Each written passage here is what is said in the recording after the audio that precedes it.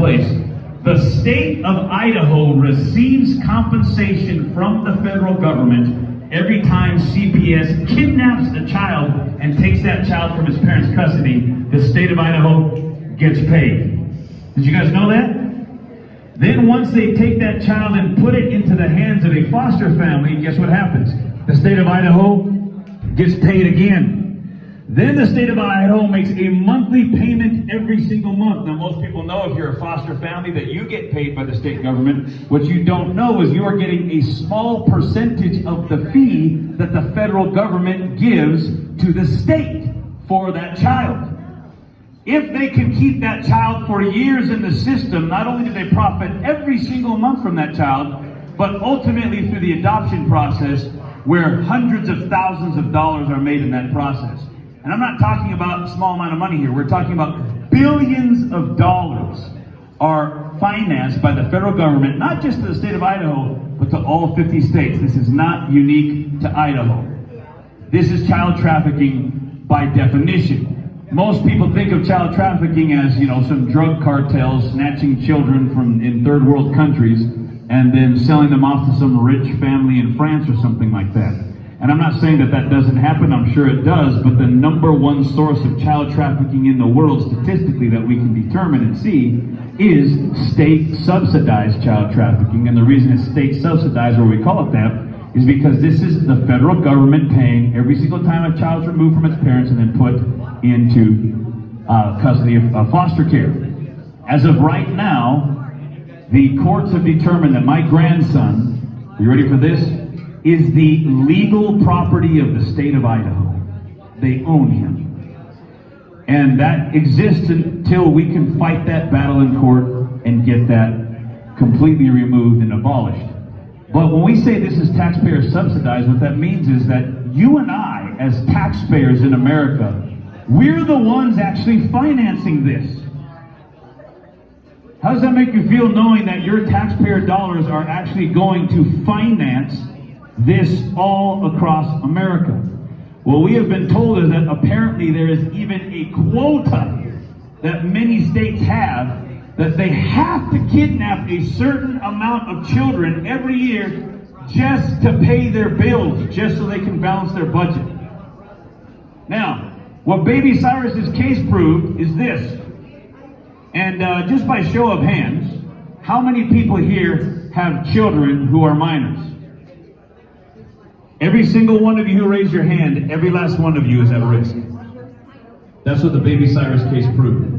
You do not need to be a bad parent. You do not need to do anything wrong. You don't need to do anything illegal. You don't have to be a drug addict. You don't have to be a child abuser. You just have to have a kid that at some point in time got in their crosshairs. And I'm going to give you a list of reasons why you can be put in their crosshairs.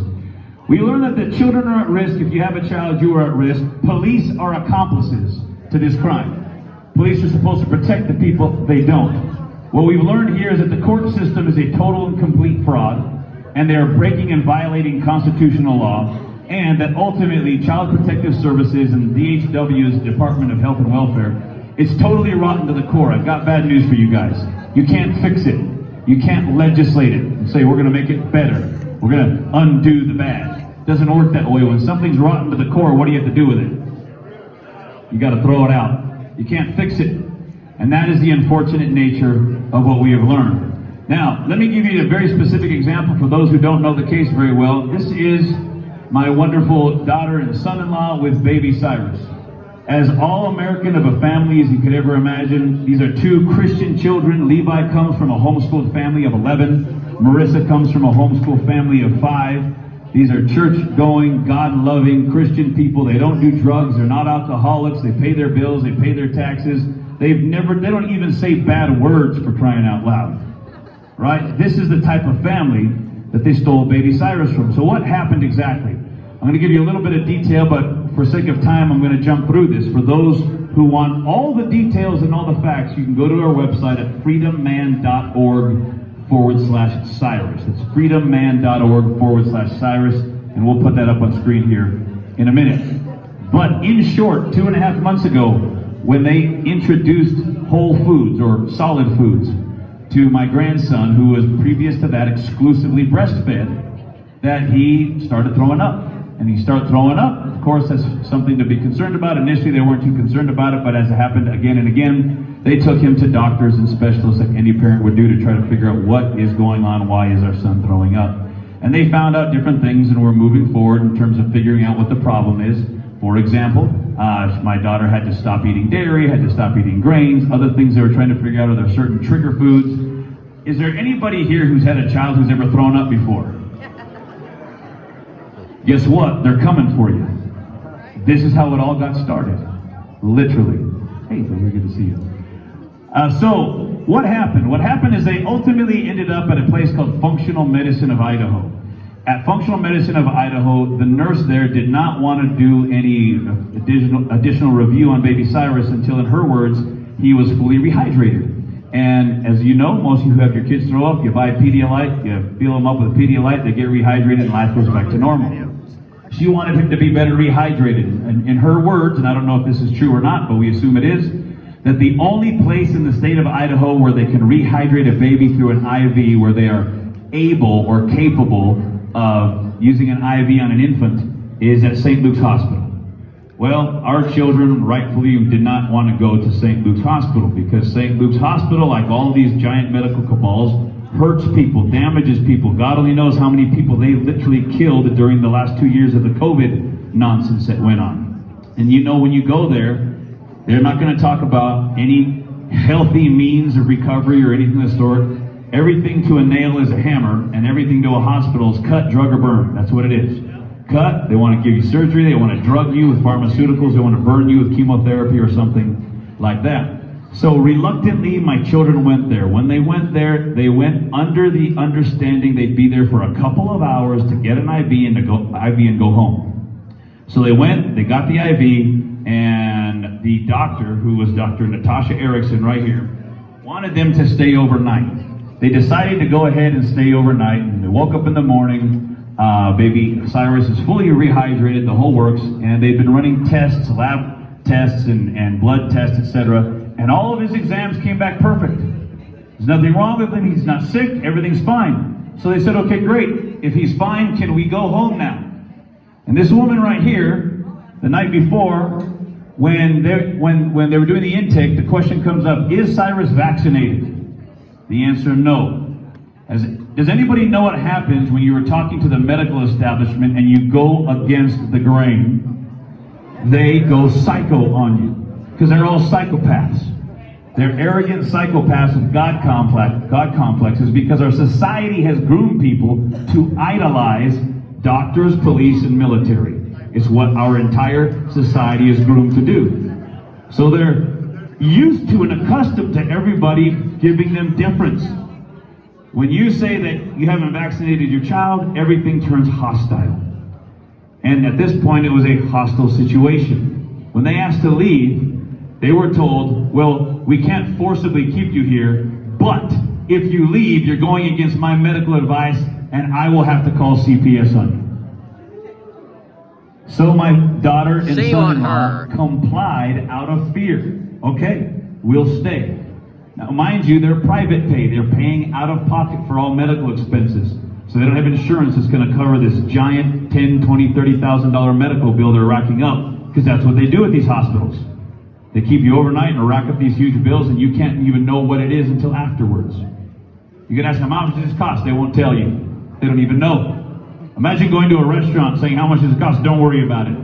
You'll get the bill later. And you go for a burger and fries, and you get a bill later, a month later, and it's $5,000 for a burger and fries. That's the way our medical system works. So they're just to rack up this bill and rack up this bill. Well, incidentally, they complied in order to avoid hassle with CPS. This heifer called CPS on them anyhow.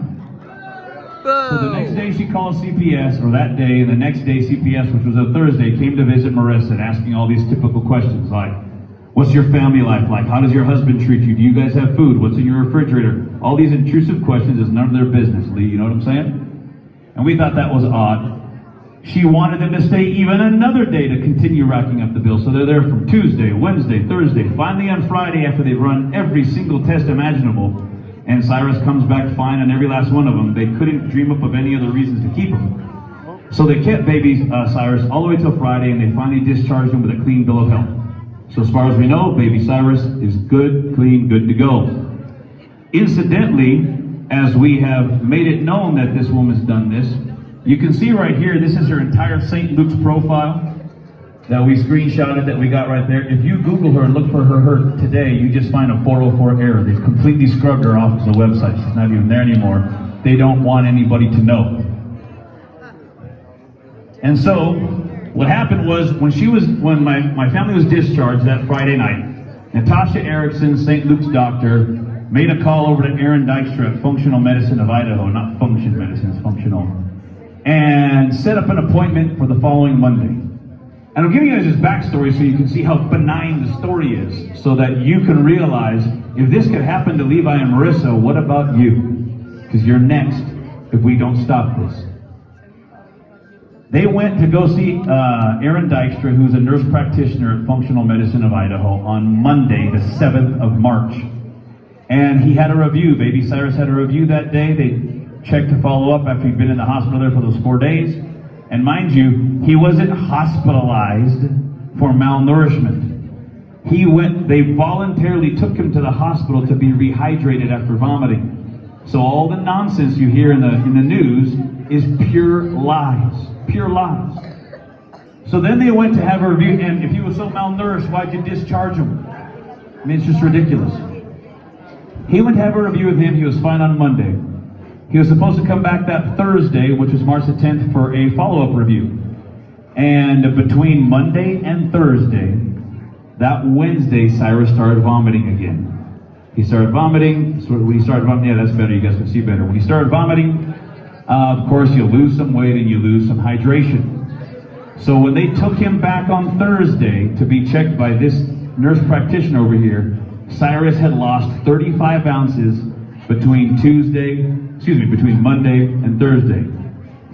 35 grams, 35 grams is 1.23 ounces.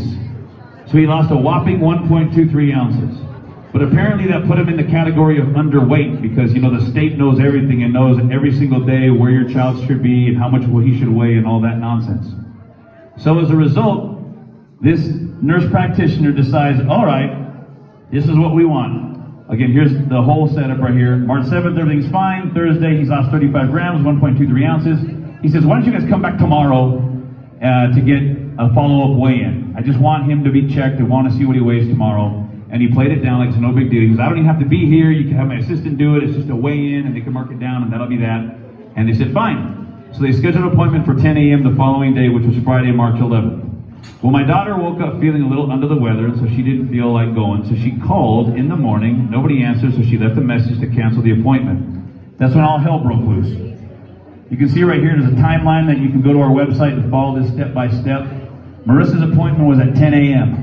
And for those who can't see it from the back, at 10:20 a.m., Aaron Dykstra from Functional Medicine of Idaho went nuclear and called CPS. Just like that.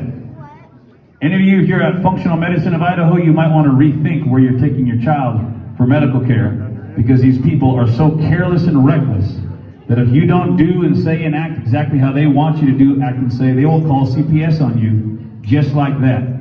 And as soon as CPS is involved, then all hell is going to break loose. What happened was CPS then sends Marissa a text at 1:08, just 3 hours later. Then the Meridian police come knocking on my door. They come knocking on my door, and for those who've read the false news reports, the news reports say that the police came to the house and I prevented them or refused them access to Levi and Cyrus, who were in the house. That's what they said. Flat lie. That was the lie they used so they could get a warrant to forcibly go into my house. And let me tell you how stupid these police officers are. Not only did they lie, but I was there with 3 other people watching at the door, so we have 3 signed affidavits that we'll have here for a court case, including Ammon's 2 sons who were there with us helping us pack our stuff in our house. My son, 2 more, my word, and a door camera and my cell phone camera, all to testify that they're a bunch of liars.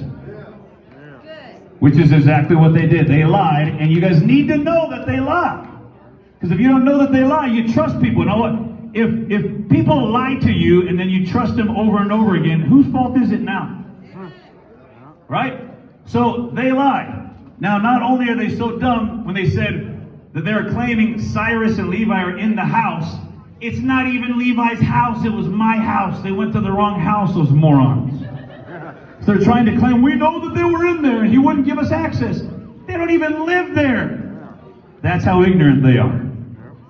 So then, what happens is, after the cops leave my house, I tell Levi, hey man, cops just came to my house asking for you and Levi and Cyrus. You probably should call that social worker back and say, what in the world is going on? So he calls the social worker back, and this is her. Her name is Nise Lafua, maybe Nice Lafua, nobody knows how to pronounce her name. This is her right here. And when he called her back, they had a phone conversation, and she would not give any information to Levi as what's going on. He said, what is going on? Why do you need to see my son, my grandson, but Levi's son? She wouldn't say. She wouldn't give any information to the father. She says, this is a medical emergency, and you need to go to this clinic I'm going to send you to right now. I'll send 2 police officers there to escort you. And it literally was that aggressive and ridiculous. So she sends him this address, and the place she sent him to was a place called the Faces of Hope Victim Abuse Center. Wow. Now, how many of you guys are excited to take your child to the Faces of Hope Victim Abuse Center after being called by CPS and visited by 2 arrogant police officers? You'd have to be completely insane to take your children there. Levi and Marissa rightfully recognized this as a setup. She said, well, we're not going there. And Marissa was feeling better now by the afternoon. We had a dinner scheduled at a friend's house, because most of you guys know my family was planning on moving. And this was going to be our last chance our friend would have to have us all there together. Levi and Marissa were actually going to stay, but the rest of our family was moving. And so his name is Ed. Some of you guys met him the other day in front of St. Luke's. And he's a former police officer. And so Marissa said, you know, I'd like to talk to Ed, because she had her nerves rattled by that point. She said, I'd like to talk to him, and I think it'd be good for us to go there, and I feel better enough to go. And I just want to kind of get some feedback from him. What do you think? So we went. In the meantime, the police put out a bolo for Levi's truck. Now, what is a bolo? Bolo is be on the lookout. And so, sure enough, somebody saw Levi's truck parked out in front of Ed's house. And they sat there and waited all night long for him to leave. Once he left, and we all left together, 2 cars, they pulled him over. A Garden City police, or a cop, pulled him over. There's a couple of them, followed him, they pulled him over, detained him, and then they called in all their backup and Meridian police. And many of you guys have seen those videos, but for those who have not, we have condensed version right here that I'm going to play for you guys so you can see for yourself. Because let me tell you right now, the #1 reason why this is a big national case when other cases didn't go national. It's because it was live streamed when it happened. One of your greatest source of defense is a camera. Police hate them. They hate cameras. You hear them often say, shut off your cameras, because they know they're about to commit a crime, so they don't want evidence of it. So I'm going to play this video for you, because this video we actually have here, put the captions on it because you can't perfectly hear the audio. You're going to see multiple crimes committed over and over again. I've been for the last 2 weeks doing interviews over and over and over again, and multiple police officers and ex-police officers.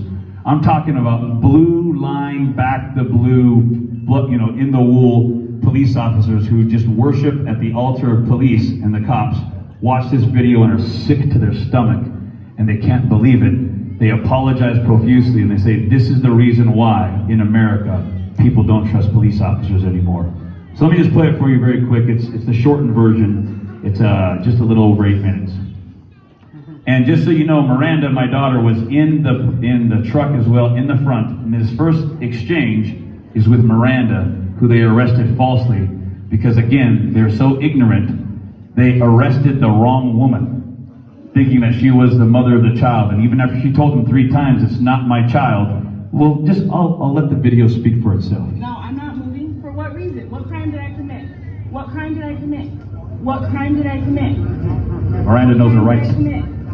No, do you know? No, Miranda, let them. Miranda. I'm getting out. I'm getting out. Let me get out. Hang on, I will step out. Get out of the car! Try to get out of the car. After they cuffed Levi, they're taking him off after they slammed him against the truck.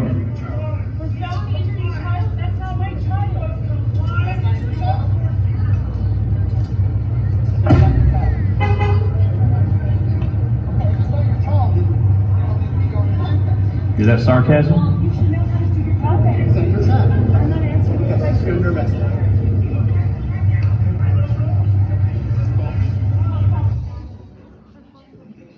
So after watching her husband be ripped out of the truck by force, slammed up against the truck, handcuffed, and then taken away, then watching her sister be morally degraded, yanked forcefully through the window and falsely accused of felony injury to a child, and mocked for claiming that she was not Cyrus's mother, Marissa then has this exchange with the police officer. Can I ride with him, please? We'll get an ambulance here to transport you. Okay? So what I want you to do is though, get in him, I'll let him back to you. I'll give him right back to you. Promise me you won't let him But end these his guys are life. gonna make sure that you don't have any weapons. Promise. I promise. Stay right here with him. With you. Not out of my sight. I will do that right after this. Okay. But they're gonna make sure you don't have any weapons or anything like that. You understand? Okay, what's your name? I can't let him go. I will stand right here with you, I promise. You have to take him from me. I can't.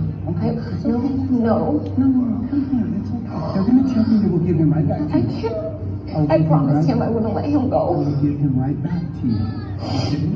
But you gotta promise me that, okay? You gotta promise me. Okay? And I'll give it to you, and if you can promise me you go to hospital with me and him, we'll ride. He's saying they're going to go to the hospital together. We'll take you to the hospital, okay? You too. We're worried about him, make sure he's okay. I So know. come with us, okay? And let's take him to the hospital and get that checked out, okay? So Marissa was clearly promised multiple times that she wouldn't be separated from baby Cyrus and that she could and would ride with him in the ambulance to the hospital. Please don't take him. I won't take him. I'll stand right here with you. Can I hold him while you do what you have to do?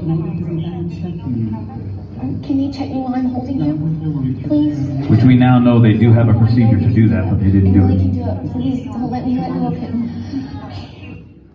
So Marissa's then forced to wait out in the freezing cold with baby Cyrus in her arms when she speaks to another officer. No, we'll take him to the hospital, but you won't take him from me. Our intent Is not to take your child away. So Marissa's then coaxed into the ambulance without her husband or attorney who was already on site, which is illegal, and then she learns it was all a lie because they were going to take Cyrus away and she was not going to go with them. They'll have shelter care hearing, okay, on Tuesday. And that's a hearing that's a hearing you're gonna wanna go to, okay? The shelter care hearing Who makes this decision? will be at 1 o'clock p.m. Do you know who makes this decision? Makes what decision? That he has to go into state custody. Well, we have, You have? based on what the doctors have told us, I can't, please. okay? We go off of what, all the information we can get from doctors and all I that. can't. I'm not gonna leave him. I'm not. This is how it's gonna go, okay? No, do you understand? He's my baby. I'm not gonna leave him. Marissa, I'm trying to explain this to you, okay? So there will be a shelter care hearing on Tuesday at 1 o'clock. Okay, and you're gonna wanna attend that, okay? And that's what your part of this is, okay? That's your next step in this. We have nobody wants to take people's children away from them. We want to give the child back to you in a healthy state, no? We wanna make sure that kid is healthy. We wanna get these kids healthy. Why can't I be with him while you're doing the medical work? How am I in danger to him if I'm just watching and I'm with him? Okay, well, Yes, we're no gonna go ahead answer. and go with just what I just told you, okay? So you're gonna this teach? is- No. Listen, No, I this can't. is what we're gonna do, okay? So this is your copy. You're gonna want this. I can't. I'm sorry. I'm not gonna leave him. Well, this is how it's gonna be, I okay? can't leave him. I can't leave him. I'm sorry. Guys, I can't. You understand what happens when the state takes custody of babies? I've seen this so many times. I can't be that next person. I can't. So this, let me explain this to you, okay? This is not my case, this is Detective Fuller's case, okay? But he has made the decision to declare imminent danger. Imminent danger, remember that I don't term. want to make this worse on you. I would like to get him the help that he needs right now, okay? But that is gonna entail that he goes with us in the ambulance. No. And you leave. If No. that doesn't happen, then we arrest you. So Marissa was first promised she would ride in the ambulance to the hospital with baby Cyrus, but now Detective Hansen is saying that if Marissa doesn't leave baby Cyrus, she will be The arrested. officer told me that I could go with him in the ambulance into the hospital. Yeah, and I don't know what was said before then. I was not a part of that conversation. You can't take him. You can't. Okay. Can you help me out here? Please. My concern today is for you. I know your concern is for him, but I don't cause him any harm by being with him. Okay, I'm his mother. And what you also understand is he has difficulty with proteins. He only takes breast milk. They don't care. He really needs me, okay? I really need your help. Like I told you, I'm not the lead detective on this, okay? So I'm here assisting. Is she gonna go? When we're waiting, yeah, thank you. All right, so Marissa, I need you to hand over the baby to the agency. I won't. I really don't Please help want me you to out. go to jail tonight, I don't. but I'm telling you, if we don't allow this to happen, you're going to jail. For how long? That's not up to me. But you will be placed under arrest if you do not comply with what we're asking you to comply with. So if you could please hand him over so he doesn't have any further harm from us having to try to take him away from I him. promise him I won't let him go. And I understand that you'll have a chance to get him back at some point, okay? The state's all about reunification, but right now, we need to move us. Okay? And I really don't want to have to forcibly remove him from you, but if that's the case, I will do that and you will go to jail. So you have one option at this point.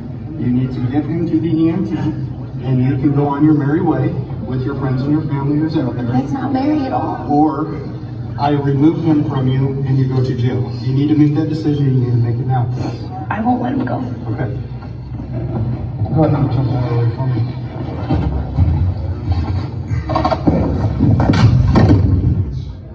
So baby Cyrus is then stripped out of Marissa's arms, and Marissa is arrested, handcuffed, and humiliated while male officers grope her, stick their hands up her blouse and down her pants. Watch for yourself. What's the charges?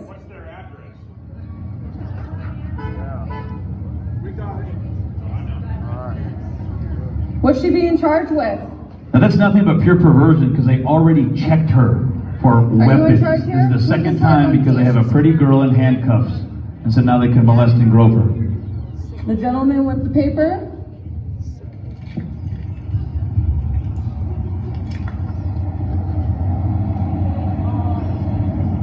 Can you explain to me what her charges is? Why not? Why not? There goes the baby.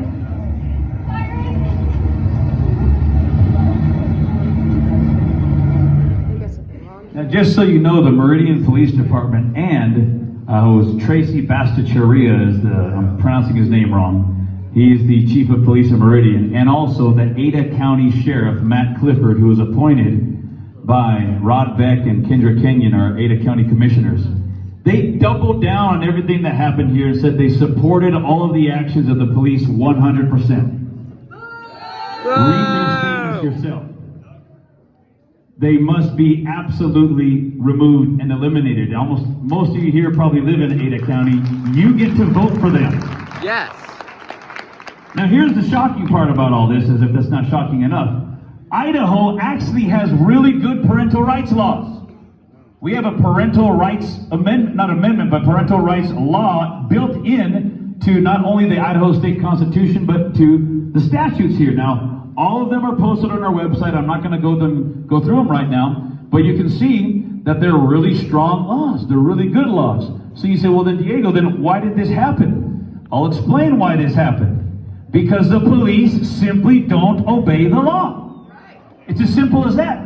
A law without consequence is no law at all. And as many of you guys have discovered, Idaho, while it is a quote-unquote safe place with very little crime, the culture of Idaho police is one of the worst in the country. Here we have a couple of Idaho police arresting a pastor ripping a Bible or a hymnal right out of his hand in public, because that's what Idaho cops do. Here's an abusive cop, Sergeant Brandon Fiskus, arresting a mother, Sarah Brady, for the crime of being at a park in public in daytime. Here's another cop. Watch this meathead and how he manhandles a woman at the Capitol. You cannot touch her. Oh my word. Don't get arrested. Don't. So this cop literally pulls her out, forces her back inside, grabs her by the neck, and throws her down. We'll play it back in slow-mo so you can see. This is the culture of Idaho police officers. She steps outside. She's not breaking any rule or law, by the way. He steps outside, grabs her, and pulls her in. You cannot.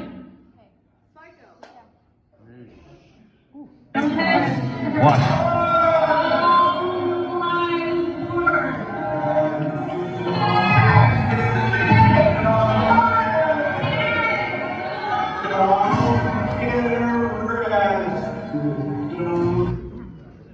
Now, that's just a couple of examples. One of the most egregious and ridiculous was, some of you might remember when they arrested Ammon Bundy.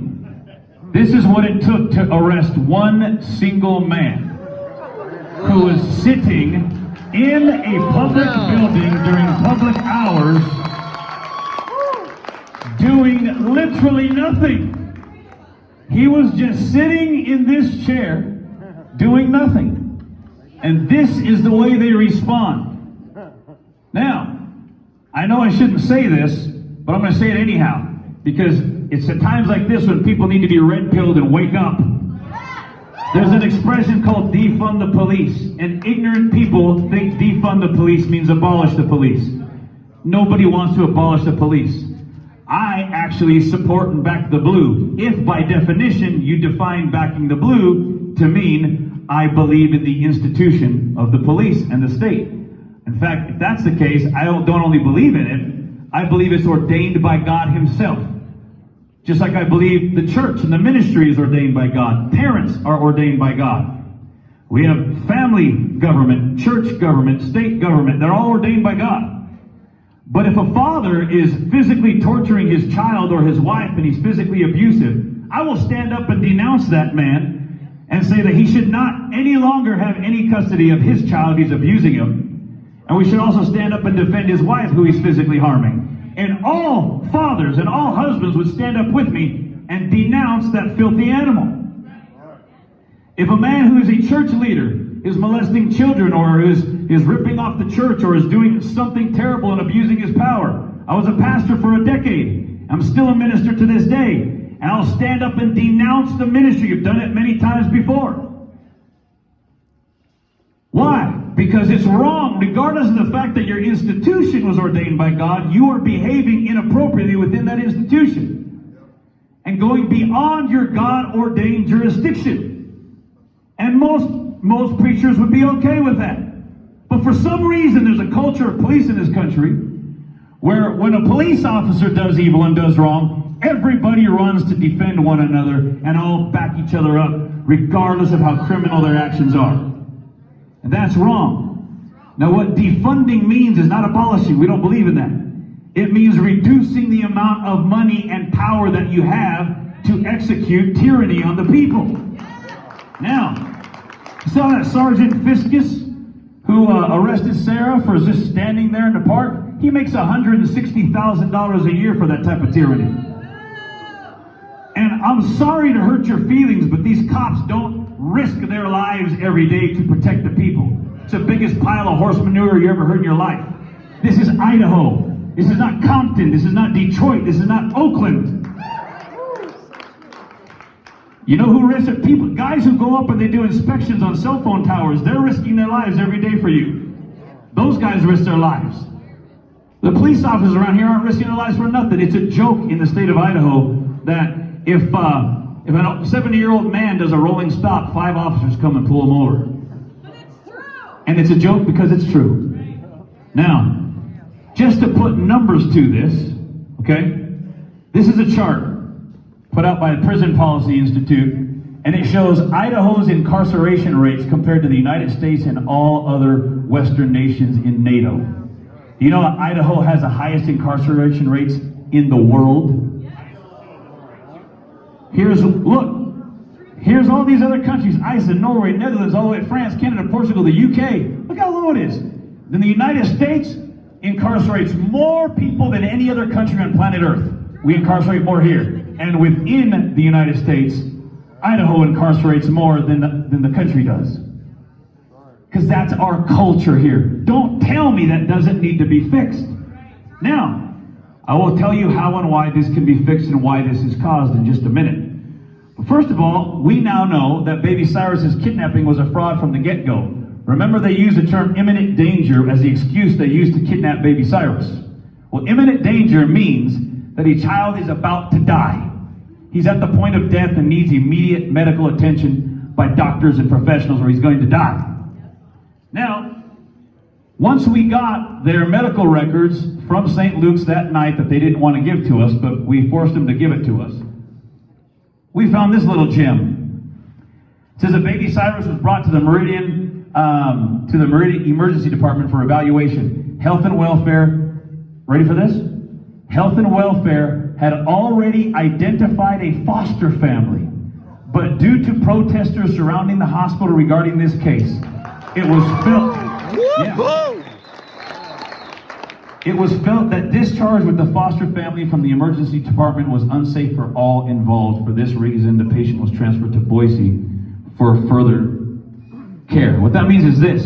They claimed that they had to kidnap baby Cyrus for imminent danger, but they were going to, within minutes, check him into the hospital, do their little bureaucratic check, and then dump him off with the foster care family. How was that imminent danger? It's all a lie. And why do they have to go through that process? They took them and got paid. As soon as they go to the hospital and make the little check and then drop them off at a foster care family, they get paid again. Ladies and gentlemen, it was all done for money. That's all it is. It is state-sponsored child trafficking. That's all it is. Now, so you might ask yourself, why are police in Idaho so tyrannical? And remarkably so. I came from Fresno, California, lived there for 30 years. I served in an inner city church in the hood area for 10 years. I had a great relationship with the police officers over there. Long Beach, California. We saw one another as allies. They saw me as an ally. I saw them as an ally. They didn't pull this kind of crap over there. If some 70-year-old man does a rolling stop, the police officer go by and say, hey, stop next time, and then just keeps going. That's how it goes down over there. How come that doesn't happen here? Have you ever asked yourself that question? Why do we have the highest incarceration rates in the world? Well, I'm going to tell you. The Bible says in Ecclesiastes 8:11, because sentence against an evil work is not executed speedily, therefore the heart of the sons of men is fully set in them to do evil. That means when there are no consequences, when you don't get spanked immediately for doing wrong, you're just going to keep on doing evil over and over and over again. Now, how many of you have children and your children tells you a lie, and after they tell you a lie, you say, good boy, little Johnny, I'm going to support you all the way. I'm a little Johnny lying conservative. Going to back you all the way. I back the lying Johnny forever. You see, when you and I support tyranny, and you get up and you allow this to go on and say, when you've got your flag up, your little blue line flag, and you think that you're supporting the institutions of America, all you are actually doing is giving people the support that says, no matter how wicked you are and what criminal acts you commit, these people will support you. Oh yeah, I know it's not fun to hear, but it's a fact. And because Idaho is so uniquely red, and because we so uniquely support cops, and we so uniquely idolize all these institutions, even when they break their boundaries that were given to them by God, they face no consequences. And as long as there's no consequences, how long have they been getting away with this? You think a day, a week, 2 weeks? Or decades they've been getting away with it. And for every good police officer who's out there today, I've got this to tell you. I'll look right into the camera. If you are seeing this in your department, you know this is happening in your department, and you do not speak up against it, you, sir, are enabling it, and no matter what you feel in your heart, you're not a good cop. Yeah. All we need to have good police is for the police to police the police. I got that from my man, Ammon Bundy. If you guys would just stand up and denounce when this happens, we'll respect you. I will respect you and give you all of the deference that you should have and receive. Now let me give you some examples about why CPS has taken children away from their families. And these are actual, real cases. These are not just me throwing stuff out there. Here are some examples of reasons why children have been taken away from their families, and you guys let me know if any of these might apply to you. Crayon marks on the wall, toys left on the floor, a child had a fever, a child had a runny nose, there were dirty dishes in the sink, the child had to do chores. There was pet poop on the floor that hadn't been cleaned up yet. Your children are homeschooled, your parents are too religious. There's a bruise or mark on a child, parents spank the child. There's a vindictive doctor or a vindictive nurse, hateful neighbors, or you missed a weigh-in appointment. Anybody ever have any of this ever happen in your house before? They're coming to get your kids. Now, according to Scott Herndon, here's some statistics from Idaho. He says that 1,400 children a year are taken from their parents without notice in the state of Idaho. That's 4 a day. So what happened to us is not unique. It happens every single day here in Idaho, 4 times a day. They return 75% of those children after 8 months here on average, or many of them never get their children back. And he says this, 83% according to investigations that they do on themselves, which means we know it's conservative in their favor, but 83% of the time, they find that the original allegations were unsubstantiated. What that means is this. They know by their own admission that they get it wrong 83% of the time. But they keep doing it anyhow. Why? Money and power, but mostly money. So now the question is this, what can you do to protect yourself? Today we wanted to have this meeting so you can know, I wanted to open everybody's eyes. We also wanted to give other people a chance to speak about their story, because you've heard baby Cyrus's story, but this is happening thousands of times a day.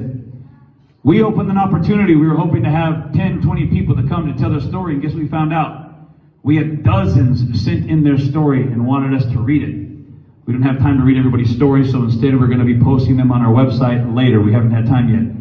But 90+% of all the people who've been through this are too terrified to speak out publicly. They don't want to do it. They're scared. And I get it. We just went through it. It's very scary. But I want to say this. The number one thing you can do as of right now, and I mean this, if you want to protect your family, join the network of people called People's Rights that is having an event here today.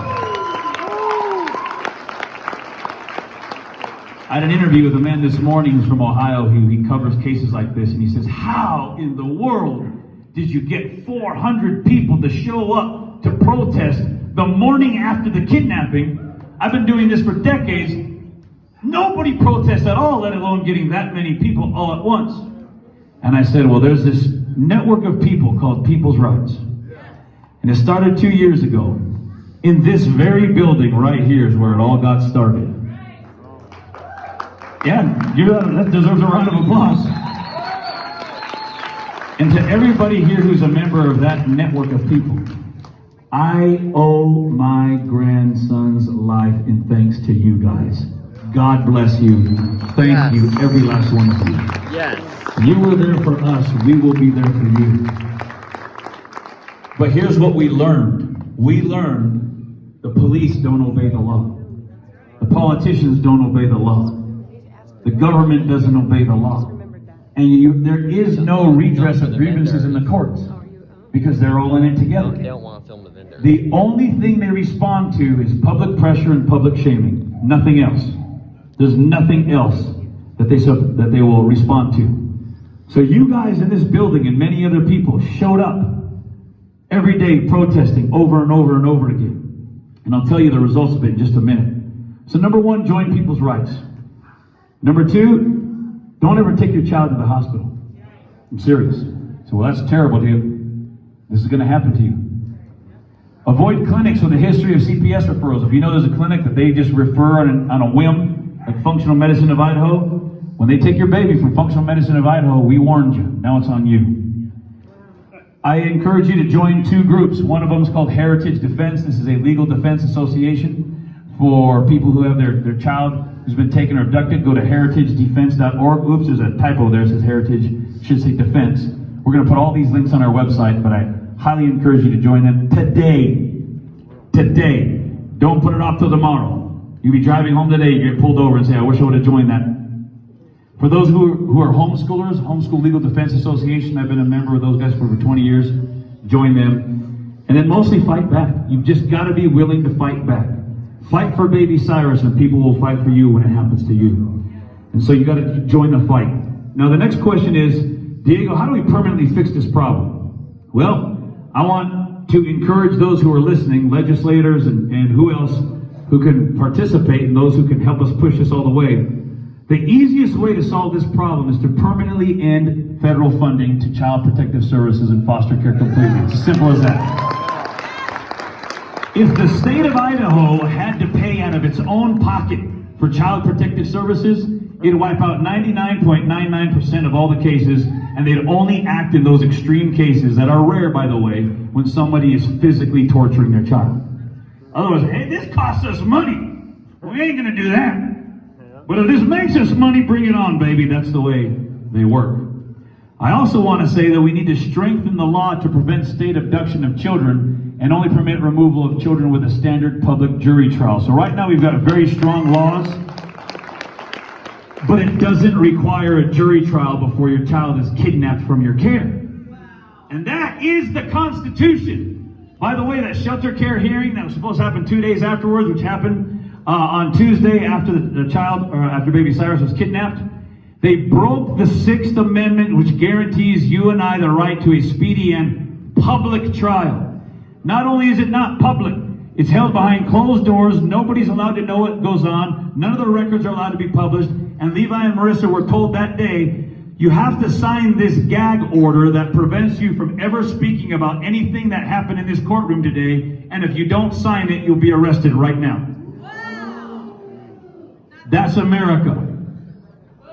That's what's going on right here. Next, we need to eliminate qualified immunity for police officers. For those who don't know what qualified immunity is, it means that police officers can get away with murder, literally, like in the case of Lavoy Finnegan, and nothing happens to them. Nothing. Under qualified immunity. That needs to be ended, and immediately. And we need to eliminate civil asset forfeiture and all financial incentives for policing agencies. We cannot have police officers, and it's the same for the medical establishment, who are incentivized financially to make bad decisions, to do the wrong thing. And our current system of government incentivizes them to do so right now, and it needs to stop. So now let me share a miracle with you. A miracle is, and I'm going to bring up a good friend of ours, Miss Sarah Frank, who's been working on these cases for years and years. She can tell you the fact that we got baby Cyrus back in 7 days is a miracle. How often do people get their babies back in 7 days, Sarah? Never. I've talked now with at least a dozen people who are specialists in CPS cases around the country, and they say, this has never happened in the history of America, ever. You guys did it. So what was it? How'd you get baby Cyrus back? Number one, the protests. Everybody's out there every single day. Believe me, it makes a difference. Phone calls. Now, people think from afar, I can't do anything, there's nothing I can do. We found out that there were thousands of phone calls coming into St. Luke's every day that we shut their phone system down. They couldn't even operate. We had people telling us that in our church, we gathered a group of people all around like a little phone bank, and we all had a schedule. One calls at 8 o'clock, one at 8:05, one at 8:10, one at 8:50. People skip. God bless you, people. Say, well, emails don't matter. It's true, emails don't matter when you send in 10 emails, but when you send in 1,000 a day, every day, and you increase them, and Sarah put a change.org petition, meaning the judges and the Department of Health and Welfare were waking up every morning to 2, 3, 4, 5,000 emails in their inbox a day. You shut them down.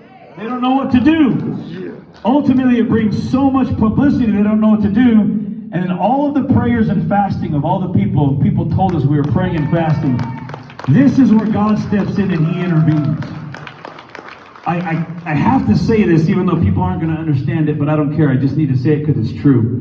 You guys know that we are a Christian family. You all know what our faith is. It was 2 years ago in this very building. We held an Easter service in defiance of COVID lockdowns, and I preached right here. To many of you probably were here. In fact, who was here that day? Raise your hand. Oh, just a handful of you. So most of you guys are here brand new. That's incredible. Well, I can tell you, my father taught me to pray. My family's been a praying family. We've prayed our whole lives. We believe in prayer. But I can tell you in the last 2 weeks, it was different. My entire family, and I mean this from the bottom of my heart, we could physically feel the support of thousands of people around the world praying as if there was a physical blanket warming me every day when I went to sleep at night. And there's nothing that can explain that. There's no words to describe it. Your prayers and your fasting made the difference. And ultimately, all these things combined turned my grandson into the Idaho Department of Health and Welfare's ultimate hot potato. They wanted to get rid of that kid. And some of you guys remember on that fateful day, it was the Thursday after the shelter care hearing. And we went out and protested, and we said, and many of you guys were there, if you want the protesting to end, give baby Cyrus back. And we chanted, give him back, give him back. And I promised him, I gave him my word, if you give him back, we'll put a stop to all this. And that day, the attorney from the Department of Health and Welfare called our attorney and said, we want to give him back. Because you guys made the difference. They came and they reviewed their home really quick. And oh yeah, looks good, we're out here. And the next morning they gave him back. Now, we're not out of the woods yet. All this means is they have baby Cyrus and that they can attend to his health, but they still claim they claim that baby Cyrus is the legal property of the state of Idaho. And that Levi and Marissa are just, he's in their care temporarily until April 8th. Now on April 8th, one of three things can happen. One, the entire thing could be dismissed, which it should be. Number two, the current situation could be extended, where they still claim we have legal power and authority over baby Cyrus and you guys just get to keep him. Or three, they could take him back. So this fight is not over. I want to say God has blessed us. We have so many people here supporting. You're going to hear from several of them here today. But I want to make a really quick statement, and that is this. Everybody knows this quote from Thomas Jefferson. You've probably quoted it before yourself. But at some point in time, we have to stop quoting the Founding Fathers and start embracing their actions and doing what they did. We can't just say, here's what Thomas Jefferson did, but I would never do such a thing. Now, I'm going to make one simple point before I give you my last slide and I wrap up my portion and we start bringing up the rest of the people who are going to speak to you to educate you today. Today's all about education. It's not a hype rally. It's none of that. It's education. I want you guys educated. We don't want this to ever happen to anybody ever again. And our great goal, because of the national attention this case has got, let's use this as the test case nationwide to put an end to state-subsidized child trafficking forever. And if we can rally behind one case like this one, we could do this. We have an excellent legal team. You're going to hear from one of our legal experts here in a little bit who God, I believe, divinely ordained him to be a part of this process. From Sarah and from Robert, who came in and jumped in and helped. They were just absolutely incredible. But one of the things that has happened here that people, I'm kind of so sick and tired of hearing it that I have to make a public statement. And that is this. Well, protests are fine, but you shouldn't protest in front of people's houses. And everybody cries like little whiny babies and pansies. You shouldn't go in front of people's houses. And so I first want to ask you, why not? Why? They're in our houses. Why? They're busting down our doors, ripping our children away from us. And these police officers go home every night and their spouses don't know, their children don't know that they're accomplices to the greatest child trafficking ring in the history of the world. That they're abusing families and violating their rights on a daily basis. That in many cases they're responsible for the death and destruction of innocent people. and their lives, and somehow a peaceful group of moms standing in front of their house with a sign is a threat? We always advocate peaceful protests every time. There's never anything that this group's ever done that is not peaceful. But let me tell you why they don't want you doing that. They want to tell you do everything else. Well, you got to take it up with the courts. How's that working for you? Well, you got to go down to the Capitol. You got to elect better legislators. How's that working for you? Notice every solution they have only guarantees that the problem never gets solved. And the only solution that we've seen that works for the last 2 years is the one thing that you can't do that. Because now all of a sudden, when you come home at the end of the day, Detective Fuller and Detective Hanson, your wife knows you are a thug with a badge. Your children and your grandchildren know Grandpa's the bad guy. Daddy's the bad guy. Yes. You get your wife turning over and saying, I don't want to talk to you until that kid goes back. Shame on you. They are publicly shamed. You see, they're not afraid of you guys. All you guys who have 25 guns, you've never used them once. And they know that. They know you can shut down churches, arrest police officers, arrest pastors, arrest mothers, and nothing happens. They already figured it out. They know they can control you and nothing happens. So here's my question. Do you guys fear the government, or does the government fear you? We know in America, we all fear the government. We're afraid of the government. You see a cop, you're afraid. You have to you get a letter from the IRS, you're afraid. You need to go to the courthouse, you're afraid. You're terrified of your government. Are they afraid of you? But there's one thing that they're terrified of. It's the only thing I've ever found they're terrified of. Whatever you do, don't get a bunch of mothers and grandmothers in front of my house with signs. Because it's so scary. I'm so terrified. When the government fears the people, there is liberty. And the only peaceful way, the only existing peaceful way, and if you can find another one, let us know, we'll do it. But the only peaceful method that has yet to be discovered that's peaceful and puts the government in fear of the people is protesting in front of their homes. That's right. Now, just so you know, in the last 2 weeks, as all this has happened, legislators drafted legislation to prevent this type of stuff from ever happening again, from babies ever being kidnapped ever again. And Fred Martin, that disgusting, creepy man, tabled it and wouldn't even let it be voted on. But guess what legislation they did want to introduce to try to ram through as quickly as possible? To introduce legislation to prevent people from protesting in front of the homes of government officials and employees. That's what they think of you. Ladies and gentlemen, this never had anything to do with baby Cyrus's health. It was all about money. That's right. Only together can we end this. And so I ask you guys here today to be involved and to do those basically 4 things. Join people's rights. Educate yourself. Every opportunity you have to put pressure on tyrants, phone calls, emails, protests, every single opportunity, take it. Take it. Use your circle of influence.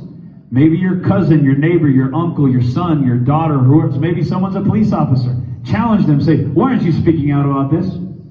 And they'll tell you why. Well, I think it's wrong, but if I say anything... So you're a coward.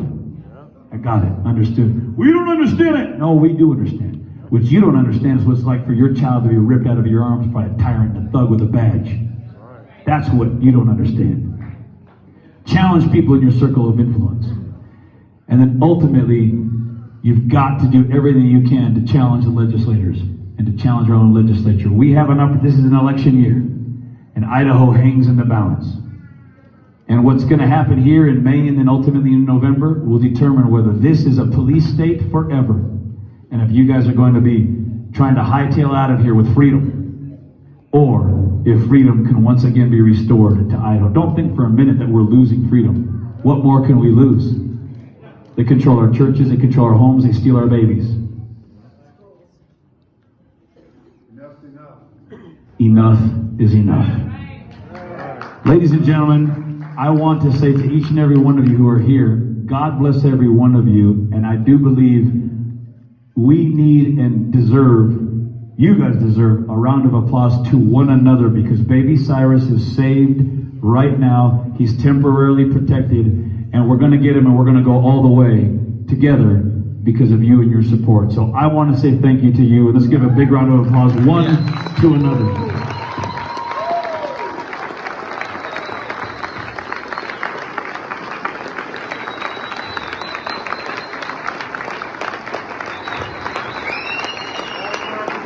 Only together can we put an end to this. And I believe together we will.